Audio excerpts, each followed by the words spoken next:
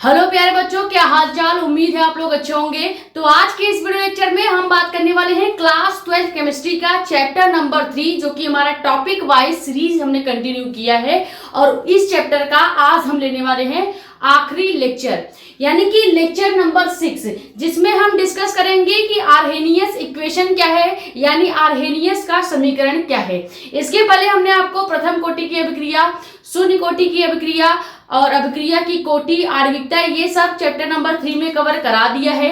अगर अभी तक आपने चैप्टर नंबर 3 के, 2 के या फर्स्ट के लेक्चर्स नहीं देखे हैं तो आप प्लेलिस्ट में जाके देख सकते हैं।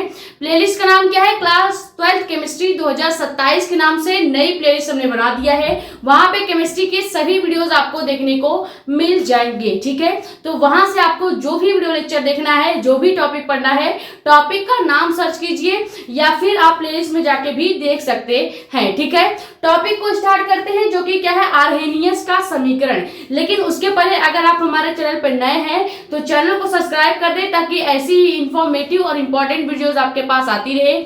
ज्यादा से ज्यादा वीडियो कर दे शेयर, ताकि और भी लोग जुड़ जाए। बाकी अपने कमेंट शेयर आउट आप यहाँ पे, या हमारा इंस्टाग्राम आईडी भी है मेडिको एस्पिरेंट साक्षी मिश्रा के नाम से, वहां पे भी अपने डाउट्स पूछ सकते हैं। बोर्ड एग्जाम में ये जो टॉपिक है कैसे पूछा जाता है, 2 प्रकार से क्वेश्चन यहाँ से पूछे जाएंगे। आपसे पूछा जाएगा सबसे पहले कि आर्हेनियस का समीकरण क्या होता है, तो वहां पे आपको डिफिनीशन लिखना पड़ेगा।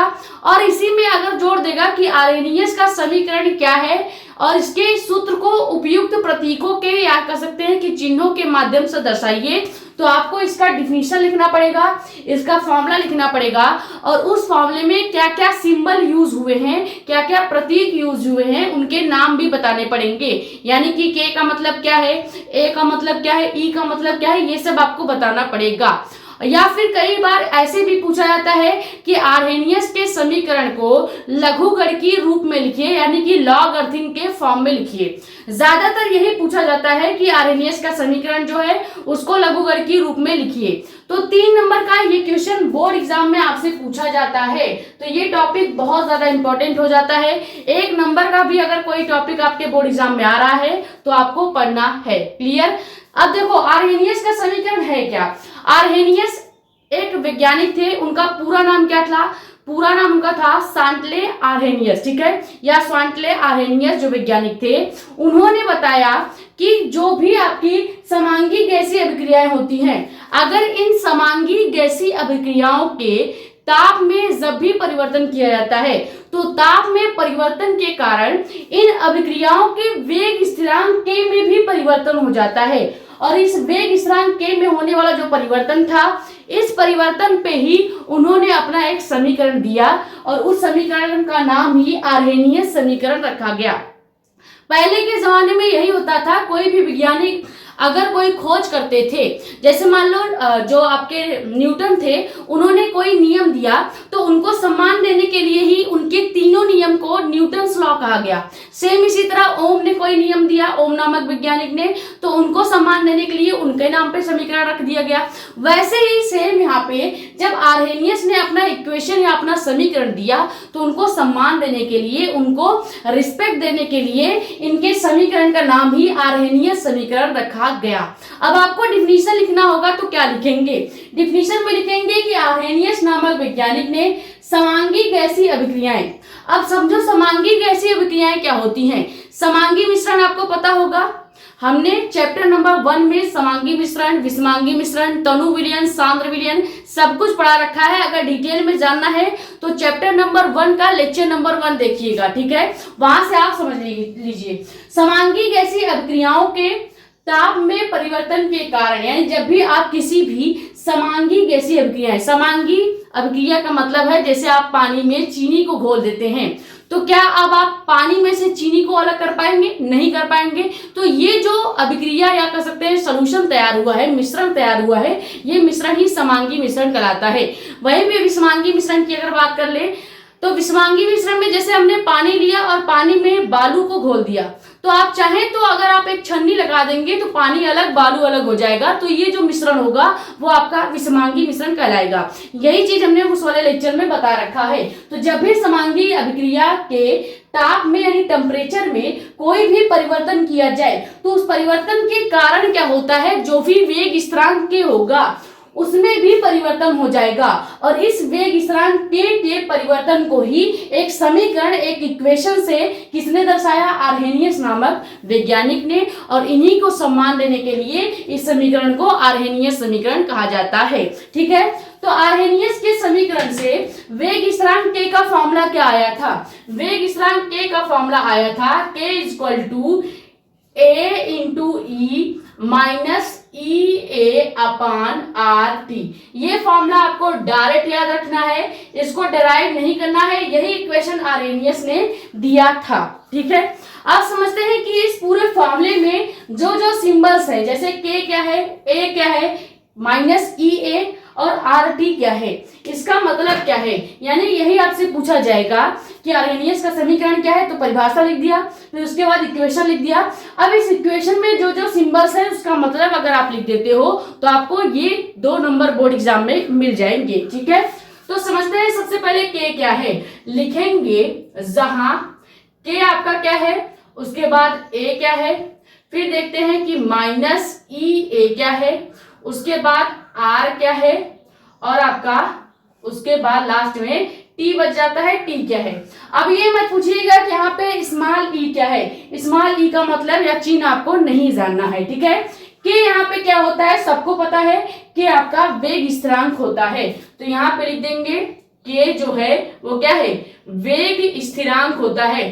कई बार हमने बताया है प्रथम कोटि की अभिक्रिया में भी और शून्य कोटि की अभिक्रिया में भी कि कहीं पे आपको दिख रहा है इस चैप्टर में तो उसका सीधे सीधे मतलब हो जाएगा वेग स्थिरांक। ठीक है, चाल को बताने के लिए इस सिंबल का यूज किया जाता है, तो इसको हम कहते हैं कि वेग स्थिरांक। ठीक है, उसके बाद ए आपका क्या है, कहीं पे भी ए दिख रहा है कैपिटल ए तो इसका मतलब हो जाएगा आवृत्ति गुणांक। क्या हो जाएगा, आवृत्ति गुणांक, यानी फ्रीक्वेंसी का एक सिंबल है।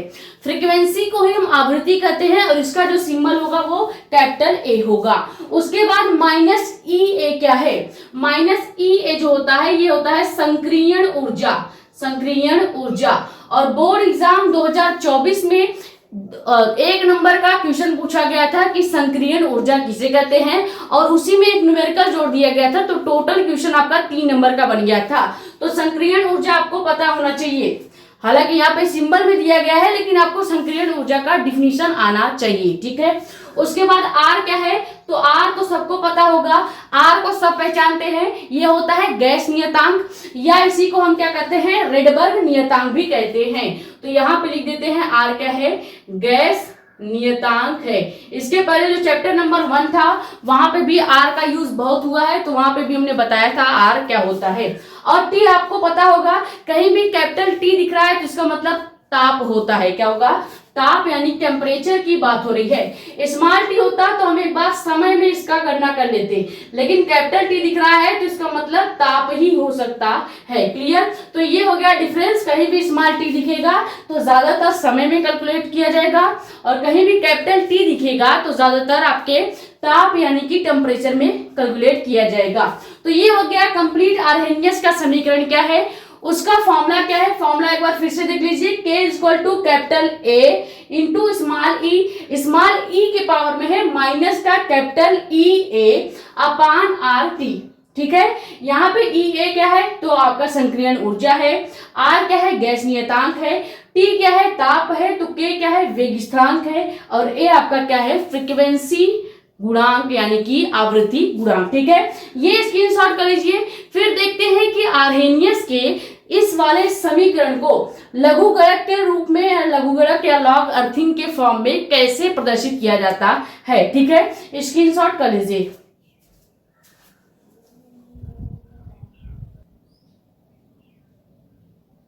तो अब एक अगली हेडिंग आप क्या डालेंगे कि आर्हेनियस समीकरण का लघुगणकी रूप। ठीक है, सबसे पहले समझेंगे कि इस पूरे डेरिवेशन में कौन कौन से लॉ का फॉर्मूला यूज होने वाला है। देखो और भी टीचर्स हैं जो डायरेक्ट डेरिवेशन कराते हैं और उसमें लॉग का फॉर्मूला यूज करते रहते हैं, लेकिन हमारा थोड़ा सा तरीका अलग है। हम पहले आपको बताएंगे पूरे डेरिवेशन में कितने फॉर्मूले यूज करने वाले हैं, ताकि आपको क्लियरिटी आ जाए कि फॉर्मूला एक्चुअल में है क्या। एक बार फॉर्मूला आपको समझ में आ गया तो अपने आप डेरिवेशन धड़ाधड़ करते चले जाएंगे। ठीक है, लघुगणक के 4 फॉर्मूले यूज होंगे इस पूरे डेरिवेशन में। आप भी कभी भी अगर डेरिवेशन कर रहे हैं तो जितने भी फॉर्मूले हैं पहले अलग से पेज में लिख लीजिए। उससे क्या होगा, आपका फॉर्मूला का एक शीट भी तैयार हो जाएगा। अगर आप रिवीजन करने बैठते हैं तो पहले फॉर्मूले पढ़ लीजिए, उसके बाद डेरिवेशन कीजिए तो आपको ज्यादा क्लियरिटी आएगी। ठीक है, डेरिवेशन करने से पहले देखते हैं क्या क्या फॉर्मूला यूज करने वाले हैं। लघुगणक का पहला फॉर्मूला होता है जो इस डेरिवेशन में हम यूज करेंगे, वो है log m इंटू एन। यानी कहीं पे भी आपको log m इंटू एन का फॉर्म दिखेगा तो उसकी जगह आप log m plus log n लिखेंगे, यानी m को log के साथ अलग लिखेंगे, प्लस कर देंगे log n। ठीक है, ये हो गया पहला फॉर्मूला। सेकेंड फॉर्मूला जो हम इस डेरिवेशन में यूज करेंगे वो है log m की पावर n। कहां पे ये फॉर्मूले यूज होंगे अभी हम डेरिवेशन में आपको बताते चलेंगे। ठीक है, अभी केवल फॉर्मूले पे फोकस कीजिए। log m की पावर n है तो इसका मतलब हम क्या करेंगे, पहले log n को आगे लिखेंगे, फिर log जब n का पावर जो होता है, जैसे देखिए log m की पावर n है तो जब भी जो पावर होगा उसको आगे कर देंगे, log वहीं पे रहेगा और फिर पीछे हम m को लगा देंगे। उसके बाद थर्ड फॉर्मूला क्या यूज करने वाले हैं, कहीं भी आपको log बेस e की पावर e दिख रहा है तो उस पूरे का मान 1 लिखा जाता है, यानी इस पूरे सिंबल को हटा के हम केवल 1 लिख देंगे। उसके बाद log e बेस लिखा है और उसके ऊपर x लिखा गया है, यानी e बेस का पावर x है तो इसकी जगह हम 2.303 log बेस 10x लिख सकते हैं। लेकिन याद रखिएगा कहीं भी log बेस 10x नहीं लिखा जाता, केवल ये वैल्यू लिखा जाता है, केवल ये मान लिखा जाता है। मान क्या है, 2.303। ठीक है, अब डेरिवेशन को करते हैं। अर्हेनियस का समीकरण अभी अभी हमने क्या निकाला था, k equal to a into e minus का कैपिटल ई ए अपान आर टी। यही इक्वेशन हमने देखा था, अर्हेनियस ने वेग स्थिरांक का यही समीकरण दिया था। अब हमें क्या करना है, इस समीकरण को लघुगणकीय रूप में यानी लॉग अर्थिंग फॉर्म में लिखना है। तो हम क्या करेंगे, इस पूरे समीकरण के दोनों पक्षों में log बेस e का गुणा कर देंगे, यानी कि लिखेंगे क्या कि दोनों पक्षों का log लेने पर, ठीक है, लिखेंगे दोनों पक्षों का log लेने पर। ठीक है, log लेने पर लिख सकते हैं, या आप ये भी लिख सकते हैं कि दोनों पक्षों का लघुगणक करने पर। क्लियर हो गया। अब जब आप लघुगणक करेंगे तो क्या करेंगे, सबसे पहले k के आगे आप लिखेंगे log बेस e। ठीक है, तो यहाँ पे समीकरण 1 में हम अगर दोनों साइड log लेते हैं तो क्या हो जाएगा, log बेस e k हो जाएगा इक्वल टू, यहाँ पे हो जाएगा log base e a into e minus capital E A upon R T. इतनी चीजें समझ में आई, पूरा इक्वेशन वही है, बस हमने क्या किया है, यहाँ पे log बेस e ले लिया और k था तो k लिख दिया। यहाँ पे पूरा चीज हमने वही लिखा है और इस पूरे सिंबल के आगे हमने केवल log बेस e लगा दिया है। इसको कहते हैं किसी भी दो पक्षों में अगर आप किसी भी चीज का गुणा कर रहे हैं, जैसे हमने दोनों पक्षों में log लिया है तो पूरा सेम रहेगा, केवल आगे log लगा देंगे, इस वाले कर सकते हैं राइट साइड में और यहाँ पे लेफ्ट साइड भी log लगा देंगे। अब यहाँ पे हम पहला फॉर्मूला लगाएंगे जो कि क्या है, log m into log n। अब आप कहेंगे कहाँ पे log m into log n है, कैसे पता चलेगा कि कहाँ पे कौन सा फॉर्मूला यूज होता है। जब हम पढ़ते थे तो हमको भी ऐसा लगता था कि कब सर कौन सा फॉर्मूला लगा दे रहे हैं, यही पता नहीं चलता था। तो हम आपको पहले बताते हैं कहाँ पे कौन सा फॉर्मूला यूज होगा और आप कैसे पहचानेंगे। मेन चीज ये है कि आप पहचान नहीं पाते कि कौन से स्टेप पे कौन सा फॉर्मूला यूज होने वाला है। ठीक है, तो पहचान करा देते हैं। देखो यहाँ पे आपको ये पूरा सिंबल दिख रहा है, ये पूरा सिंबल आपको दिख रहा है, नहीं क्या दिख रहा है कि log बेस e है, हमेशा log के बेस e लगा रहता है, ये फॉर्मूले का है। ठीक है, उसके बाद a इंटू ई है। अब यहाँ पे पहला फॉर्मूला ध्यान देखिए, फॉर्मूला क्या है, log m इंटू n। देख लिया, समझ में आ गया कैसे यहाँ पे पहला फॉर्मूला लगेगा।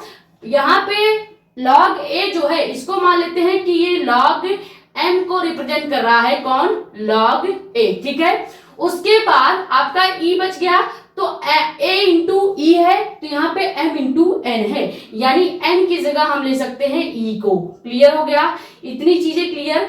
यानी कि अगर हम लिखना चाहें log m की जगह हम क्या लिख सकते हैं, लिखेंगे log a, और log n की जगह हम लिखेंगे क्या, log e लिखेंगे। इतनी चीजें क्लियर हुई। ये हो गया, आप पहचान कैसे कर सकते हैं कि कहाँ पे कौन सा फॉर्मूला लगेगा। तो पहला फॉर्मूला कहाँ पे लग रहा है, इस पूरे पार्ट में लग रहा है, जो कि क्या है, log base e a into e, ठीक है। a इंटू ई का मतलब हो गया log m इंटू n। जब भी log m इंटू n होगा तो log m को अलग रखेंगे, log n को अलग रखेंगे। m को हम मान लेते हैं कि log a आपका है, और log n को हम मान लेते हैं कि log e आपका है। तो इसको हम इस फॉर्म में कन्वर्ट जब भी करेंगे तो यहाँ पे फॉर्मूला क्या हो जाएगा, यहाँ पे आपका फॉर्मूला हो जाएगा, सब कुछ सेम रखना है। यहाँ पे हम log बेस e के वैसे ही रखेंगे। अब यहां से हम अलग करेंगे, हमको क्या करना है, log m को अलग करना है। log m हमने मान रखा है कि log बेस e a है, तो यहाँ पे log बेस e a लिखेंगे, फिर फॉर्मूले का हम लगा देंगे प्लस, उसके बाद log बेस e के e है, ये log बेस e वाला है, फॉर्मूले वाला। उसके बाद हमने n को क्या मान रखा है, n को हमने मान रखा है कि e है, यानी log n की जगह हम log e ले रहे हैं। और ये जो आपको e दिख रहा है log के जस्ट नीचे, ये हमेशा log के साथ जुड़ता ही है। क्लियर हो गया। उसके बाद इसके पावर जो है कैपिटल ई ए अपान आर टी हम वैसे ही रख देंगे। इतनी चीजें क्लियर हुई। अब आप पहचान कर सकते हैं कि हमने कहां पे फॉर्मूला लगाया। अब सेकंड फॉर्मूला यूज होने वाला है। सेकंड फॉर्मूला क्या है, log m की पावर n, log m की पावर n। सेकंड फॉर्मूला लगाते हैं। पहला फॉर्मूला आप चाहो तो लिख भी सकते हो, हम यहाँ पे पहला फॉर्मूला लिख भी सकते हैं, या आप यहाँ से डायरेक्ट रिलेट कर लीजिएगा, ठीक है। हमने यहाँ पे पहला फॉर्मूला लगाया है, आप इसके नीचे चूकी करके ये फॉर्मूला लिख भी सकते हैं, हम लिख देते हैं, वरना आपके प्राण हर लिए जाएंगे, ठीक है। यहाँ पे लिख देते हैं क्या, कि हमने यहाँ पे कौन सा फॉर्मूला यूज किया है, log, एक तो ये कलर चल भी नहीं रहा है, तो यहाँ पे हम लिख देते हैं, देखो इस पहले इक्वेशन में हम पहला फॉर्मूला यूज कर रहे हैं, जो कि क्या है, log m इंटू n का एक फॉर्मूला होता है, जिसको हम कहते हैं log m plus log n।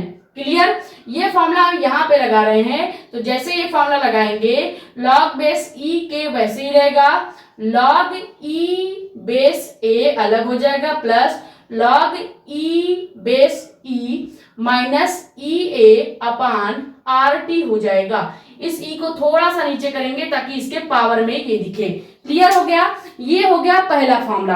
अब सेकेंड फॉर्मूला हम यहाँ पे क्या लगाएंगे, सेकेंड फॉर्मूला हमारा दिया गया है log m की power n is equal to n log m, ठीक है, n log m। अब आप कहेंगे कि सेकेंड फॉर्मूला कहाँ पे लगेगा, तो ध्यान से देखिए, यहाँ पे जो ये log e बेस के पावर e है, यानी log बेस e के ऊपर भी एक e दिख रहा है, तो समझ लीजिए ये जो नीचे वाला e है ये क्या है, m, log m को प्रदर्शित कर रहा है, और ये log m के पावर n को कौन प्रदर्शित कर रहा है, तो ये ऊपर वाला जो e है ये प्रदर्शित कर रहा है। यानी कि हम अगर लिखना चाहें तो लिख सकते हैं, ये पूरा हो गया n का पार्ट, n का पार्ट यहाँ पे क्या हो गया, ध्यान से समझिए, n का पार्ट यहाँ पे हो जाएगा e के पावर माइनस कैपिटल ई ए अपान आर टी, ये हो गया log n की जगह लिखना है, ठीक है।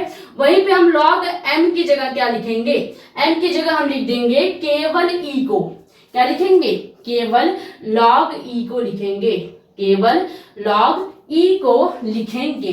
इतनी चीजें क्लियर हो गई, तो इसको हम अलग करते हैं, ठीक है। अलग जब करेंगे तो ये n वाला पार्ट हमको आगे ले आना है फॉर्मूले के अकॉर्डिंग। क्योंकि फॉर्मूले में आपको क्या दिख रहा है कि n पहले है, फिर लॉग है, फिर m है। तो जब हम इस पार्ट को आगे ले आएंगे तो e की पावर जो कैपिटल EA अपान RT है ये पहले बटे में आगे आ जाएगा।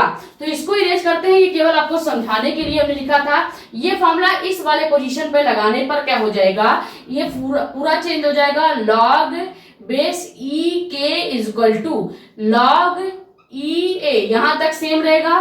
प्लस करेंगे, यहाँ पे क्या है, log बेस e के पावर e है, तो इसी को तो हमको n log m के फॉर्म में चेंज करना है। क्योंकि देखो log बेस e के पावर e जो है वो log m के पावर n की तरह दिख रहा है। तो यहाँ पे ये फॉर्मूला लगाएंगे तो क्या हो जाएगा, सबसे पहले n को आगे लिखना है। इतना पार्ट जो है ये आपका n को प्रदर्शित कर रहा है, ठीक है। उसके बाद ये पार्ट जो है ये आपका m को प्रदर्शित कर रहा है, हमने अलग से लिख के बता भी दिया। तो यहाँ पे लिखेंगे तो सबसे पहले n वाला पार्ट इधर आएगा, तो क्या हो जाएगा आपका n वाला पार्ट जब भी इधर आ जाएगा तो ये प्लस फॉर्मूले का है, प्लस फॉर्मूले का है। लेकिन यहाँ पे जो ये पावर लगा है ये पावर माइनस में है, तो यहाँ पे हो जाएगा पहले माइनस EA अपान RT, ये हो गया। उसके बाद हम लिखेंगे log बेस E और यहाँ पे E। क्लियर हुआ, ये पूरा हो गया क्या, ये पूरा m को प्रदर्शित कर रहा है। m आपका क्या है, केवल E है। log आपका फॉर्मूले का था तो log बेस E हमने फॉर्मूले का ही रखा। हमने पहले ही चिल्ला चिल्ला के बता रहे हैं कि कहीं भी log रहेगा तो उसके बेस में E रहेगा ही, ठीक है। तो log बेस E ये फॉर्मूले का है, ये आपका m को प्रदर्शित कर रहा है E। उसके बाद ये जो पूरा पार्ट है पावर वाला, E को अगर छोड़ दें तो ये जो पूरा पार्ट है ये आपका n को प्रदर्शित कर रहा है।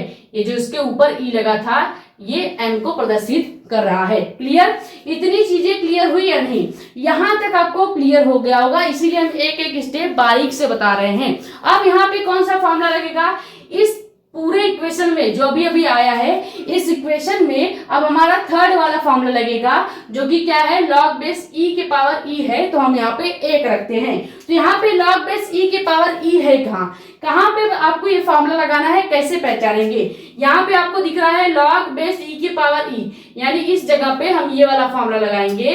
तो यहाँ पे लिखते हैं चूंकि log बेस e के पावर e का फॉर्मूला क्या होता है, 1 होता है, तो इसको इस वाले जगह पे यानी इतने पार्ट में लगाने पर ये पूरा मान हो जाएगा 1।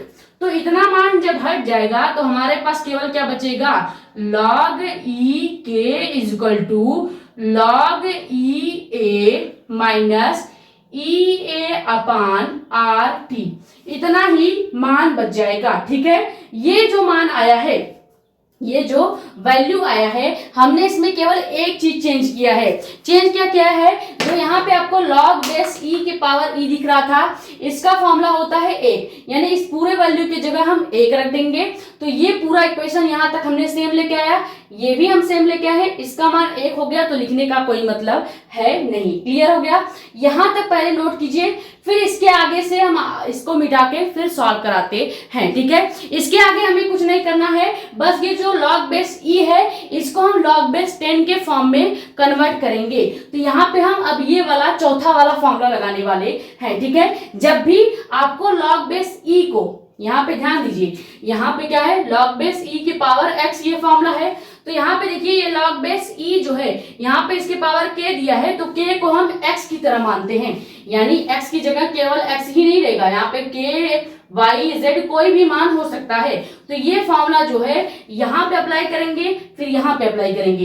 यहाँ पे जो x की जगह मान लेते हैं a दिया गया है, यहाँ पे x की जगह k दिया गया है। क्लियर, तो ये फॉर्मूला जब यहाँ पे लगाएंगे तो यहाँ पे हम लिख सकते हैं क्या, log बेस 10 लिख देंगे, k वैसे ही रहेगा, log बेस 10 a लिखेंगे। उसके बाद नीचे वैल्यू को ऐड कर देंगे, यानी जो मान दिया गया है ये मान को ऐड कर देंगे। ये पहले यहाँ तक नोट कीजिए, बहुत ही डीप में हमने एक एक स्टेप वाइज आपको बताया है। फिर इसके आगे हम यहाँ से सॉल्व करेंगे।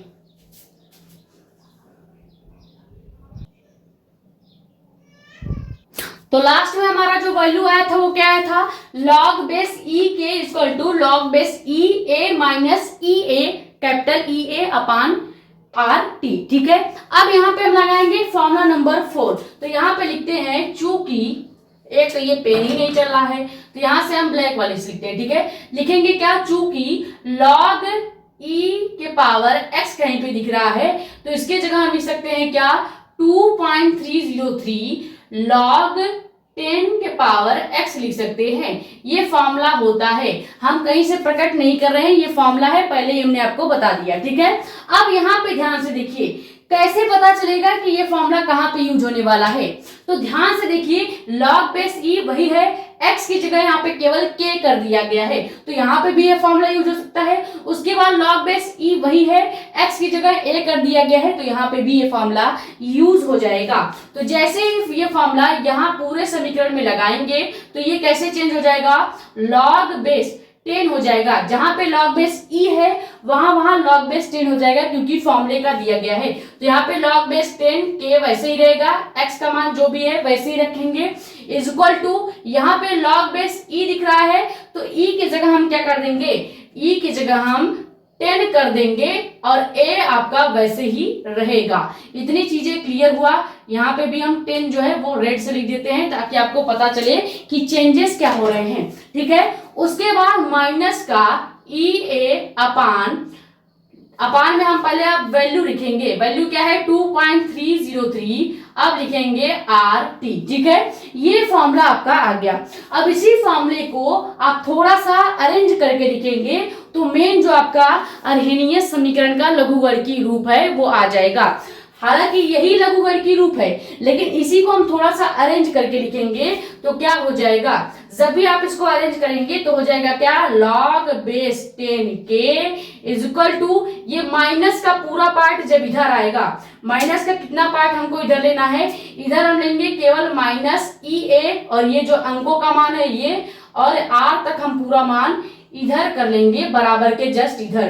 तो यहाँ पे क्या हो जाएगा, माइनस का EA अपान 2.303 R तक हमने एक ब्रैकेट में कर लिया। ठीक है, उसके बाद हमारे पास इधर बच रहा है क्या, इधर हमारे पास केवल t बच रहा है, वो भी बटे के नीचे में है, तो बटे के नीचे के मान को हम 1/t लिख सकते हैं। ठीक है, प्लस में हम क्या कर देंगे, हमारे पास log बेस 10a बचा है तो log बेस 10a भी लिख देंगे। ये जो समीकरण बन के आया है यही आपका होता है अर्हेनियस समीकरण का लघुगणकीय रूप। ठीक है, लिखना चाहे तो लिख सकते हैं लघुगणकीय रूप हो गया। ठीक है, इसी फॉर्मूले को हमें प्रूव करके वहां पे बताना पड़ेगा। ये जो पूरा डेरिवेशन किया है बहुत लेंथी डेरिवेशन नहीं है, बस केवल एक एक स्टेप आपको फॉर्मूले के साथ यूज करना हमको सिखाना था, इसीलिए थोड़ा सा वीडियो 30 मिनट या 35 मिनट का होने वाला होगा। लेकिन देखो वीडियो भले ही लंबी है लेकिन आपका कॉन्सेप्ट जरूर क्लियर हो गया होगा। ठीक है, तो ये हो गया लघुगणकीय रूप अर्हेनियस समीकरण का। लेकिन यहीं तक खत्म नहीं होता, मेन तो हमको यही निकालना था, हमने आपका निकाल के भी बता दिया। लेकिन कभी कभी आपसे पूछा जाता है कि अर्हेनियस के समीकरण को सरल रेखा का जो समीकरण है उसके हिसाब से, या कह सकते हैं कि सरल रेखा समीकरण के ग्राफ के रूप में रिप्रेजेंट कीजिए, तो आप कैसे लगाएंगे, यहां तक पहले नोट कीजिए। फिर हम देखते हैं कि इसी समीकरण को अगर हमको सरल रेखा समीकरण से तुलना करके सरल रेखा समीकरण का ग्राफ बनाना होगा तो कैसे बनाएंगे, क्योंकि बोर्ड एग्जाम में कभी कभी पूछ लिया जाता है कि अर्हेनियस के समीकरण को लघुगणकीय रूप में लिखिए, और पूछ लिया जाएगा कि इसी को सरल रेखा ग्राफ के रूप में रिप्रेजेंट कीजिए या प्रदर्शित कीजिए, तो आप कैसे करेंगे।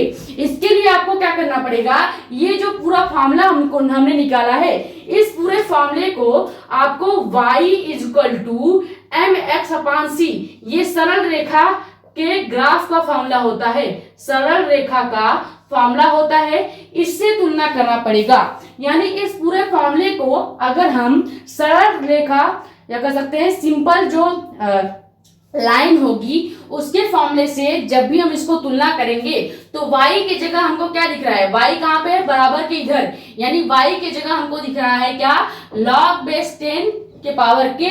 उसके बाद m की जगह हम इस पूरे ब्रैकेट वाले मान को मानेंगे, x की जगह हम ये 1/t को मानेंगे, c की जगह हम log 10a मान लेंगे। तो ये जो पूरा मान निकल के आएगा, इसी पूरे मान से रिलेटेड हम सरल रेखा का जो ग्राफ है उसी ग्राफ को इस वाले फॉर्मूले के लिए ड्रॉ करेंगे जो हमसे बोर्ड एग्जाम में पूछा जाता है। कभी कभी ऑब्जेक्टिव में पूछ लिया जाता है, सरल रेखा का ग्राफ दे देगा, जो अभी हम बना के आपको बताएंगे, उस ग्राफ को दे देगा और कहेगा पहचानो कि आर्हेनियस के समीकरण का ग्राफ कौन सा है। ठीक है, तो वहां पे भी आपको काम आने वाला है।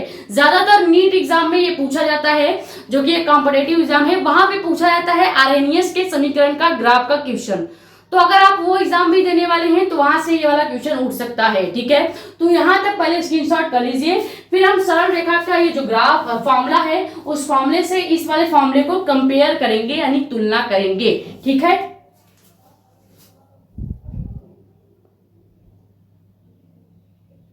तो मेन जो लघुगणकीय रूप का फॉर्मूला आया है वो हमने लिख दिया है। अब इसी फॉर्मूले को हम क्या करेंगे, लिखेंगे कि सरल रेखा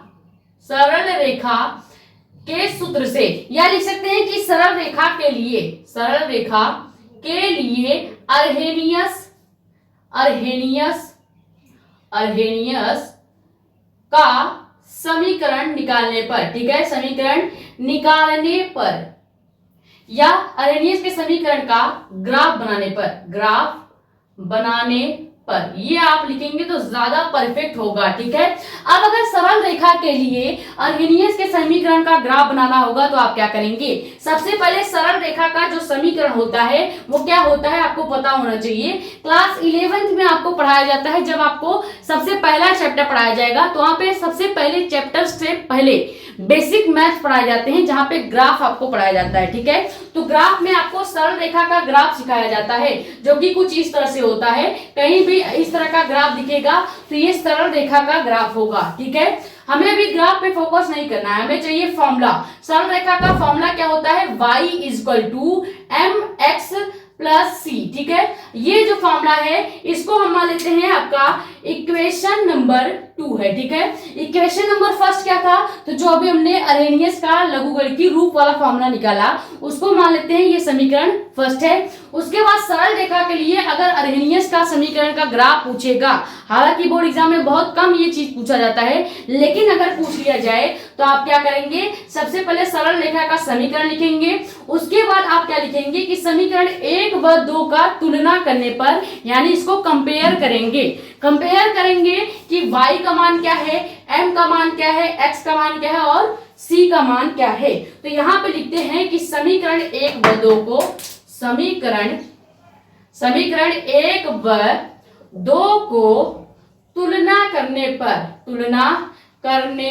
पर, यानी अगर भैया हम समीकरण 1 व 2 का कंपेयर कर देंगे तो क्या होगा, y का एक मान निकल के आएगा। y का मान क्या निकल के आएगा, यहाँ से y का मान निकल जाता है। डायरेक्ट हम तुलना कर देते हैं। समीकरण 1 व 2 को ध्यान से देखिए, बराबर की इधर y है और इधर भी बराबर की इधर क्या है, log बेस 10 की पावर k है। तो y का मान क्या आ गया, यहाँ से log बेस 10 की पावर k आपका y का मान आ गया। उसके बाद m आ जाता है। m का हम मान लेते हैं कि जो पूरा ब्रैकेट वाला पार्ट है ये m का मान है। m होता है क्या, जो सरल रेखा का ग्राफ होता है वहां पे जो m होता है इसको हम ढाल पढ़ते हैं, आगे हम ग्राफ में आपको बता देंगे। ठीक है, m का मान हो जाता है, मान लीजिए माइनस का EA/2.303 r जो है ये पूरा ढाल का मान हो गया, ग्राफ का जो ढाल होता है उसका मान। ठीक है, उसके बाद x आ जाता है, सरल रेखा के ग्राफ में x आ जाएगा, तो x को हम मान लेते हैं 1/t है। क्या है, 1/t जो वैल्यू है ये x का मान है। उसके बाद आ जाता है +c, तो यहाँ पे देखिए ये फॉर्मूले का प्लस है, कंपेयर कर रहे हैं तो c के जगह हम लिखेंगे क्या, c के जगह हम लिख देंगे log बेस 10 की पावर a। इतनी चीजें क्लियर हुई। अब जैसे ही आप तुलना कर लेंगे तो आप क्या करेंगे, एक ग्राफ बनाएंगे। तो सरल रेखा का ग्राफ हमने बताया कैसे होता है, एक इस तरह का लाइन हम खींचेंगे और यहां से होती हुई एक रेखा को गुजारेंगे। क्लियर, ये होता है सरल रेखा का ग्राफ। ठीक है, इतनी चीजें समझ में आई। अब यहाँ पे ये जो होगा ये होगा एक्स वाला रेखा, ये हो जाएगा आपका वाई वाली रेखा, और ये हो जाएगा ग्राफ का ढाल जिसे हम एम से रिप्रेजेंट करते हैं। पहले ग्राफ को समझिएगा। ठीक है, ये हो गया 0। अब यहाँ पे x का मान जो है वो रखेंगे, y का मान जो है वो रखेंगे, m का मान जो है वो रखेंगे, और c का मान भी रखेंगे। क्लियर? अब यहाँ पे सभी वैल्यू को रख देते हैं फटाफट से। x का मान क्या माना है हमने? 1/t माना है, तो इस पूरे रेखा का जो मान हो जाएगा वो 1/t हो जाएगा, अगर आप अर्हेनियस के लिए निकाल रहे हैं तो। ठीक है, उसके बाद y का मान हमने क्या माना है? y का मान रखा है log बेस 10 की पावर k, तो इधर से लेके यहां तक जो वैल्यू होगा वो हो जाएगा log बेस 10 की पावर k। उसके बाद m का मान यानी ढाल जो है, यहाँ पे आप लिखना चाहें तो लिख सकते हैं m क्या है? ढाल होता है, यानी ग्राफ का जो ढलान होगा उस ढलान का भी एक मान दिया गया है। इस ढलान का मान क्या है? इस ढलान का मान हम माने हैं -EA/2.303 R। ठीक है, ये हो गया आपके इस ढलान का मान। उसके बाद आ जाता है C। C क्या होता है? तो ये अंतःखंड होता है, ग्राफ का अंतःखंड होता है जिसको C से रिप्रेजेंट करते हैं, और C का मान हमने माना है log बेस 10 की पावर a। क्लियर? ये हो गया पूरा का पूरा ग्राफ। यहाँ पे चाहें तो आप अलग से हेडिंग भी डाल सकते हैं ग्राफ का। ठीक है, ये ग्राफ आपको ध्यान से पहचान लेना है। एक बार फिर से ग्राफ को समझा देते हैं। नॉर्मल जो ग्राफ होता है, यहाँ पे अगर आपको केवल इस इक्वेशन के लिए ग्राफ ड्रॉ करना होता तो आप केवल यहाँ पे x लिखते, y लिखते, m लिखते, छोड़ देते। लेकिन हमें अर्हेनियस के समीकरण के लिए ग्राफ बनाना था, तो हमने क्या किया? जो भी अभी हमने मान निकाले हैं इस समीकरण को और इस वाले समीकरण को तुलना करने पर y का, m का, x का और c का कुछ मान आया है। जब हम ये समीकरण ड्रॉ करेंगे तो x वाली रेखा पे 1/t लिखेंगे जो कि x का मान है, y वाली रेखा पे log बेस 10 के लिखेंगे जो कि y का मान है। m होता है ढाल, किसी भी ग्राफ का जो ढाल होता है, जो कर्व होता है, उस कर्व का एक मान होगा जो कि आपको निकालना पड़ेगा। हमेशा हम केवल m लिख के छोड़ देते हैं अगर हम केवल फॉर्मूले के लिए पढ़ रहे हैं, लेकिन अगर उसको हम कहीं पे यूज कर रहे हैं तो वहां पे जो वैल्यू आएगा वो वैल्यू आपको रखना पड़ेगा। ठीक है, और ये हो गया आपका अंतःखंड C का मान जो कि ग्राफ के जस्ट ऊपर लिखा जाता है, या कह सकते हैं इसी ग्राफ का जो ऊपर का पार्ट होगा, ढाल के ऊपर का पार्ट, वहां पे आप C का मान रखेंगे जो कि क्या है? -log base 10a। ठीक है, अगर कहीं पे भी ऑब्जेक्टिव में आपसे पूछ लिया जाए कि अर्हेनियस के समीकरण का सरल रेखा का ग्राफ क्या होगा, तो आपको ये ग्राफ आना चाहिए, तभी आप वहां पे सही ग्राफ पहचान के सही बहुविकल्पी को टिक करेंगे। ठीक है, तो ये हो गया कंप्लीट आपका अर्हेनियस का समीकरण क्या होता है। हमने सबसे पहले देखा कि अर्हेनियस का समीकरण का डिफिनीशन क्या है, फॉर्मूला क्या है और उसका प्रतीक क्या है। अगर केवल इतना क्वेश्चन पूछा तो 2 नंबर का आपका क्वेश्चन हो जाएगा।